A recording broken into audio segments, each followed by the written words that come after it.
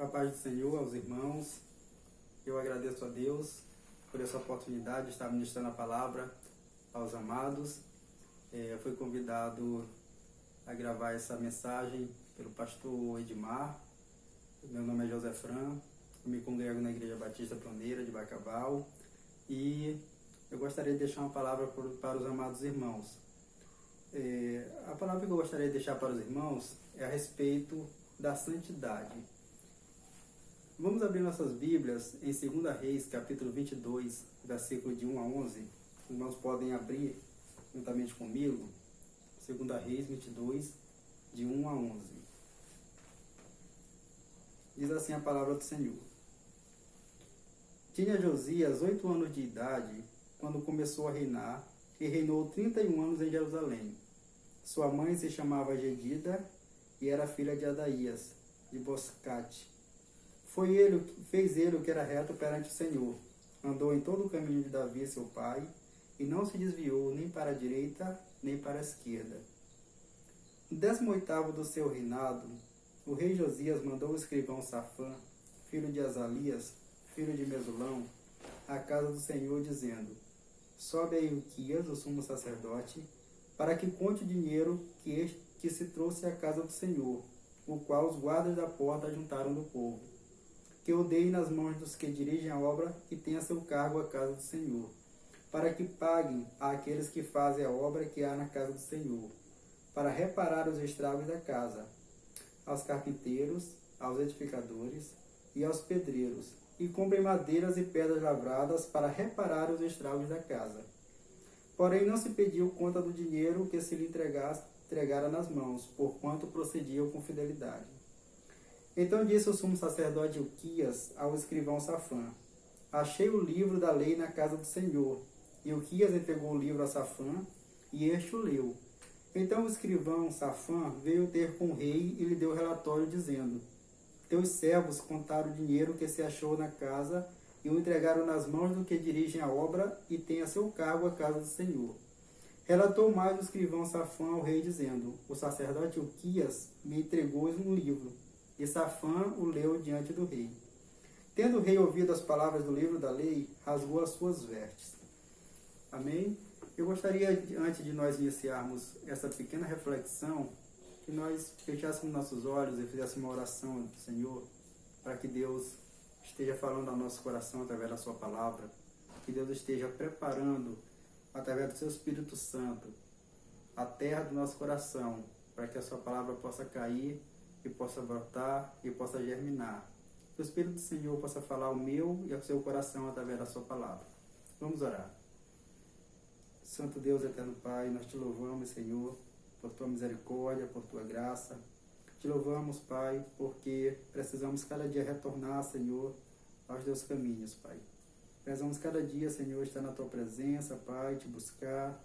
Precisamos cada dia, Senhor, dizer não ao pecado, às coisas que não te agradam, Senhor, e viver uma vida de santidade na tua presença. Porque para isso fomos chamados, Senhor, para sermos santos. Toma a tua igreja nas tuas mãos, abençoa, fala ao nosso coração através da tua palavra. É o que nós te pedimos, Pai. Em nome de Jesus, amém. O retorno à santidade. Qual o ideal de Deus para o seu povo em todos os tempos? Essa é a pergunta que nós devíamos sempre nos fazer. Qual o ideal de Deus para o seu povo em todos os tempos? Para nós entendermos um pouco qual o ideal de Deus para o seu povo, vamos fazer um passeio pela história do povo de Israel. Vamos iniciar lá de Gênesis. Vamos ver o que Deus quer do seu povo. Qual a finalidade que Deus chama um povo? Por que Deus chama um povo para o representar nesta terra? Qual a principal finalidade de Deus para o seu povo? Antes, nós vamos ver o que o apóstolo Paulo nos diz acerca do que foi escrito sobre este povo, o povo de Israel. O porquê de ser importante na igreja de hoje conhecermos o ideal de Deus para aquele povo no Antigo Testamento, que era um reflexo do que nós somos hoje, que era uma figura do que nós representamos hoje. Em 1 Coríntios capítulo 10, versículo de 1 a 6, o apóstolo Paulo ele diz a seguinte reflexão em sua carta aos Coríntios: Os irmãos podem acompanhar através da leitura da palavra. 1 Coríntios, capítulo 10, versos de 1 ao verso 6. Diz assim a palavra do Senhor. Ora, irmãos, não quero que ignoreis que nossos pais estiveram todos sob a nuvem, e todos passaram pelo mar, tendo sido batizados assim na nuvem como no mar, com respeito a Moisés. Todos eles comeram de um só manjar espiritual, e bebendo da mesma fonte espiritual, porque bebiam de uma pedra espiritual que os seguia, e a pedra era Cristo. Entretanto, Deus não se agradou da maioria deles, razão porque ficaram prostrados no deserto. Ora, estas coisas se tornaram exemplos para nós, a fim de que não cobicemos as coisas mais como eles cobiçaram. Eu gostaria de destacar nessa reflexão de Paulo, no versículo 6, somente a parte A, quando Paulo diz assim, o apóstolo Paulo diz, ora, estas coisas se tornaram exemplo para nós. A primeira coisa que nós precisamos entender e precisamos buscar na palavra de Deus, no Antigo Testamento, na história do povo de Israel, é que tudo que foi escrito ali, ele tinha um propósito de que nós pudéssemos tomar como exemplo aquele povo, porque hoje nós somos o Israel espiritual. Tudo que se escrevia no Antigo Testamento se falava, apontava para Cristo. Tudo, mas também nos deixou exemplo para que nós não caíssemos nos mesmos erros dele. Assim como Deus chamou aquele povo para ser um povo santo, assim como ele chamou aquele povo com um ideal, com um propósito, Deus também, nos tempos da graça, ele chamou a sua igreja para o ideal, para um propósito, para sermos santos. Uma coisa muito importante é que nós não esqueçamos disso, que tudo que foi escrito tinha a finalidade de que nós tomássemos como exemplos para a nossa vida. Observe onde eles erraram e lute para não cometer os mesmos erros. O apóstolo Paulo diz, olha, vocês sabem que todos não devemos ignorar o que aconteceu com nossos pais. Eles viram os milagres de Deus, eles viram a grandeza do Senhor, mas muitos deles ficaram prostrados no deserto, porque cometeram abominações diante de Deus, porque esqueceram o ideal para o qual Deus os havia chamado. Vamos mergulhar um pouco nesse povo que era uma projeção da igreja de hoje. Primeiro, que Deus elegeu esse povo para representá-lo. Olha só, Deus elegeu o povo de Israel para representá-lo, para mostrar a sua grandeza através daquele povo. Eu gostaria que você abrisse comigo no livro de Gênesis, capítulo 12, versículo 1. O primeiro livro da Bíblia, Gênesis 12, 1. Assim está escrito na palavra do Senhor. Ora, disse o Senhor a Abrão, sai da tua terra, da tua parentela e da casa de teu pai, e vai para a terra que te mostrarei. De ti farei uma grande nação, e te abençoarei e te engrandecerei o nome. Sê tu uma bênção. Deus chamou Abrão porque Deus tinha um propósito na vida de Abrão, que depois veio se chamar Abraão. Deus ali estava iniciando um povo. Ali ele estava prometendo que através do povo que sairia de Abraão, ele iria abençoar todas as famílias da terra através de Cristo. Mas para que isso acontecesse, que aquele povo fosse o exemplo, aquele povo tinha que ser santo. Aquele povo tinha que ser separado para a glória de Deus. De Abraão saiu as 12 tribos de Israel. Para o povo representar um Deus santo, ele também deveria ser santo. Das 12 tribos de Israel surgiu a nação de Israel. Depois de toda a trajetória do povo ao Egito, a passar 400 anos no Egito, e depois Deus chamar Moisés para libertar aquele povo. E depois que Deus tira aquele povo do Egito, Deus faz ali a sua congregação no deserto. Deus faz com que aquele povo vença batalhas, domine inimigos e entre na terra prometida. E ali, Deus queria que aquele povo fosse uma nação santa, separada para a glória e honra dele. Nós vemos isso em Levítico, capítulo 11, versículo 45, a finalidade para a qual Deus chamou aquele povo. Levítico 11, 45. O irmão pode acompanhar comigo também.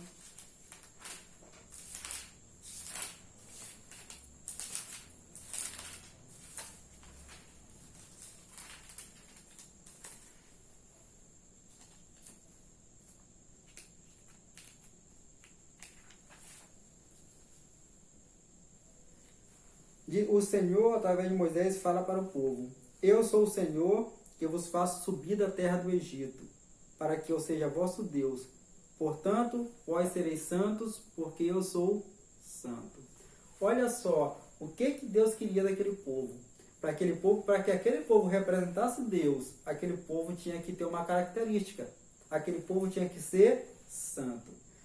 Ele tinha que ser santo como Deus era santo. É claro que não seria santo à semelhança de Deus, no seu atributo perfeito de santidade, mas sim santo no seu atributo de separação. Aquele povo seria separado para uso exclusivo de Deus. Ele seria separado das outras nações. Para isso, Deus elegeu aquela nação. Para que, através daquela nação, Deus se mostrasse às outras nações. Deus se mostrasse como Deus grande, como o único Deus soberano sobre toda a terra. Em Levítico 19:1, Deus vai falar a mesma coisa para o povo. Disse o Senhor a Moisés: Fala a toda a congregação dos filhos de Israel e diz-lhes: Santos sereis, porque eu, Senhor vosso Deus, sou santo. Diversas vezes Deus falou para aquele povo: Vós sereis santos, porque eu sou santo. Por isso Deus separou aquele povo. Por isso Deus trabalhou naquele povo, porque Deus tinha um propósito na vida daquele povo. Mostrar a sua santidade. Daquele povo sairia o Messias, que salvaria o mundo todo. Como assim aconteceu? Como ser santo? Para aquele povo ser separado, para aquele povo ser diferente, Deus mostrou sua vontade através das Escrituras. Deus, ele deu um código de leis, um direcionamento cerimoniais, sociais e de conduta individual, em contraste com os povos da época que viviam nas práticas idólatras, imorais e violentas. Deus deu àquele povo um código de leis. Deus trabalhou naquele povo, disse: Olha, eu quero que vocês vivam dessa forma, através das leis cerimoniais, através dos códigos de como aquele povo iria viver, através das interações sociais que iria ter com o outro. Então Deus mostrou àquele povo qual seria a sua vontade. E se nós formos ver a história do povo de Israel, em contraste com a história dos povos pagãos, a gente vê o quanto as leis de Deus eram perfeitas para que o homem vivesse em sociedade. O Pentateuco nada mais é do que um derramamento, do que um direcionamento para o povo até a chegada do Messias, que tornaria perfeito todo e qualquer coração do homem. Então Deus deu esse direcionamento não para que o povo fosse salvo, mas para que o povo fosse diferente, porque a salvação viria através do Messias. Então Deus, ele tem um ideal para o seu povo. Ele não chamou o povo avulsamente, ele escolheu aquele povo, ele trabalhou naquele povo, ele prosperou aquele povo, ele deu códigos àquele povo, ele deu lei àquele povo, ele mostrou para aquele povo como ele queria que aquele povo se portasse ante o mundo, para que fosse um exemplo para as outras nações. Mas o que aconteceu?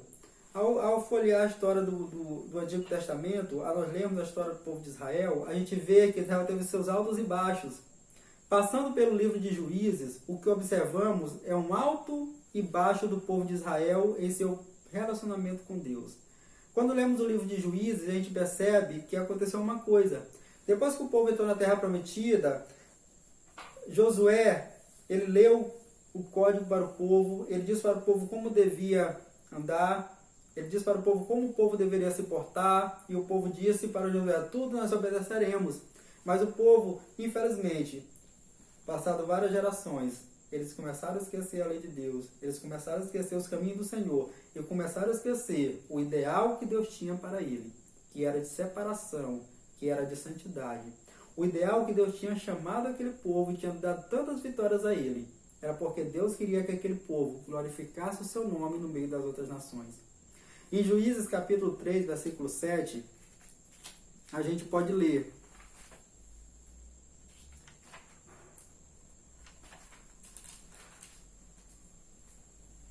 Os filhos de Israel fizeram o que era mal perante o Senhor, e se esqueceram do Senhor seu Deus, e renderam culto aos Baalins e aos porte-ídolos.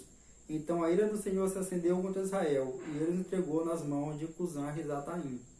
Aqui nós vemos uma das caídas do povo de Israel. Diz a palavra de Deus que os filhos de Israel fizeram o que era mal perante o Senhor. A gente vai ver isso muito no livro de Juízes. E no final do livro de Juízes, a gente vai ver um total abandono do povo para com as leis de Deus. E algumas situações de prostituição, e algumas situações de idolatria e de tantas outras coisas que afastaram o povo mais de Deus. Essa frase, e os filhos de Israel fizeram o que era mal perante o Senhor, você vai ver elas muitas vezes no livro de Juízes. Nessa época, o povo vai estar tão afastado de Deus que o livro de Juízes ele vai se tornar um alto e baixo do povo. Um cair e um levantar. Um cair e um levantar. Porque o povo, sempre quando ele precisava de Deus, eles acabavam clamando a Deus. E Deus os libertava através dos juízes. Mas passado muito tempo, o povo esquecia novamente da lei de Deus. Porque o povo não perseverava em buscar, o povo não perseverava em ouvir a palavra do Senhor. Após o período dos juízes, inicia-se o período dos reis, o período dos profetas. Deus vai levantar para a sua nação, Deus vai levantar para repreender a sua nação, para retornar aos seus caminhos, homens como Samuel, que foi um grande profeta, homens como Davi, que foi um grande rei, que juntou aquela nação, homens segundo o coração de Deus, homens como Elias, como Eliseu, vão se destacar como homens de Deus, que serão instrumentos que vão fazer com que o povo retorne ao Senhor. Lá em 1 Samuel capítulo 3, versículos 19 e 20, a gente vai ver a história de Samuel. 1 Samuel 3, 19 e 20.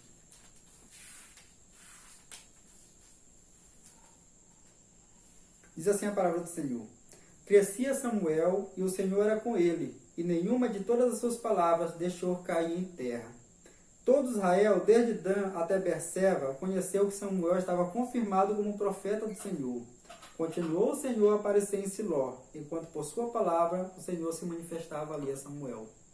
Na época de Samuel, Samuel repreendia o povo, Samuel ensinava o povo, e Samuel foi um grande profeta. Homens como Davi também, em 1 Reis, capítulo 11, versículo 13. Diz assim a palavra do Senhor. 1 Reis, capítulo 11, versículo 13. Perdão, 1 Samuel, capítulo 11, versículo 13.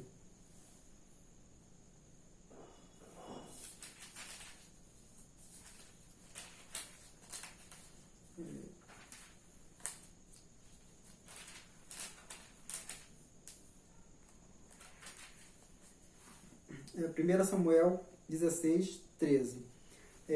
Diz assim a palavra do Senhor, a partir do versículo 10. Quando Deus envia Samuel a Jessé para ungir Davi rei, porque Deus havia rejeitado Saul, e tinha dito para Samuel que ele escolher um rei, que seria um homem segundo o seu coração. Diz assim a palavra de Deus. Assim fez passar Jessé aos seus 7 filhos diante de Samuel. Porém Samuel disse a Jessé, o Senhor não escolheu estes. Perguntou Samuel a Jessé, acabaram-se os teus filhos?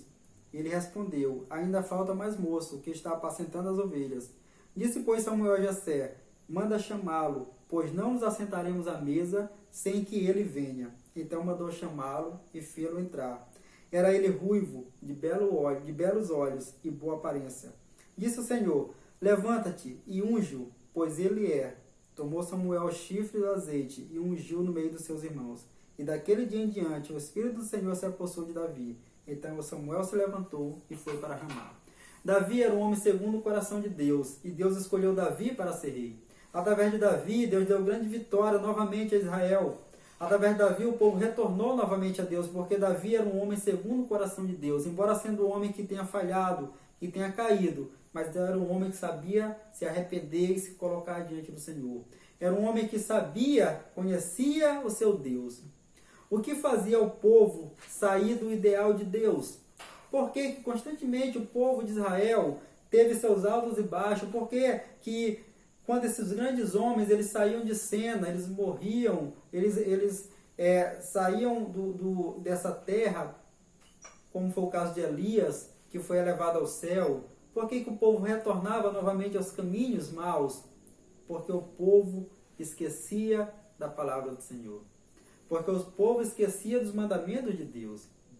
Aí nós vamos chegar bem aqui, no texto que nós lemos de 2 Reis, capítulo 22. Eu acho interessante esse texto, porque aqui fala de um rei chamado Josias. Josias viveu no contexto dos reis de Judá. E Josias, ele era neto de um rei chamado Manassés. Para vocês terem uma ideia, Manassés foi um dos piores reis que reinou sobre Judá. Manassés foi tão mau, que diz a palavra do Senhor, e tão idólatra, que ele chegou até a sacrificar seu filho a Baal. E o pai de Josias foi Amon, que também não foi um rei muito bom. Também foi um rei que fez o que era mal aos olhos do Senhor. Mas quando a gente chega na história de Josias, diz a palavra de Deus, que Josias fez o que era reto ao Senhor. Josias temia o Senhor, Josias quis conhecer sobre o Senhor. Mas o que a gente percebe é que parece-me que Josias ainda não tinha conhecimentos sobre como andar diante de Deus. Né? Parece-me que já havia se perdido aquele temor do Senhor do tempo de Davi. Muitos reis já haviam andado nos caminhos da prostituição, nos caminhos da idolatria e tinham esquecido do ideal de Deus para o seu povo. E Josias ele vai restaurar esse ideal na sua época. Diz a palavra do Senhor que Josias foi um rei bom. Josias andou nos caminhos do Senhor, andou todo o caminho de Davi. Olha só, Josias andou nos caminhos de Davi. Ele pulou o seu pai, pulou o seu avô, seu bisavô, seu avô e foi andar nos caminhos de Davi, o grande rei de Israel. E não se desviou nem para a direita, nem para a esquerda, como está aqui no versículo 2 do capítulo 22. Diz a palavra de Deus que Josias, ele mandou edificar a casa de Deus, mandou fazer uma reforma na casa do Senhor. E ao fazer essa reforma, no versículo 8, foi encontrado um livro da lei do Senhor. O livro estava perdido na casa do Senhor. Diz a palavra de Deus no versículo 8: Então disse ao sumo sacerdote Uquias ao escrivão Safã: Achei o livro da lei na casa do Senhor. E Uquias entregou o livro a Safã e este o leu. Primeira coisa que nós devemos saber para estarmos no ideal de Deus é nós conhecermos a palavra de Deus.